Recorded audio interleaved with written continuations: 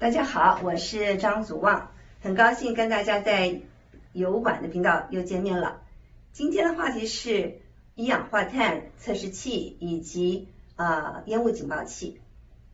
当我的客人呢决定要卖房子或者是在贷款的时候，常常问我需要安装烟雾警报器以及一氧化碳警报器吗？要多少个呢？那么根据阿罕布拉市消防队的讯息，烟雾警报器以及一氧化碳警报器需要安装在每一间睡房的外面。如果有地下室的话呢，也不要错过。在没有睡房的层楼，这两样东西是安装在家人比较活动的地方，比如说是书房、大小客厅等等。如果您还没安装，那么要动作快一点了，因为没有这两样东西，估价以及烟雾都是过不了关的。银行需要知道家里最基本的防火措施是不是完善。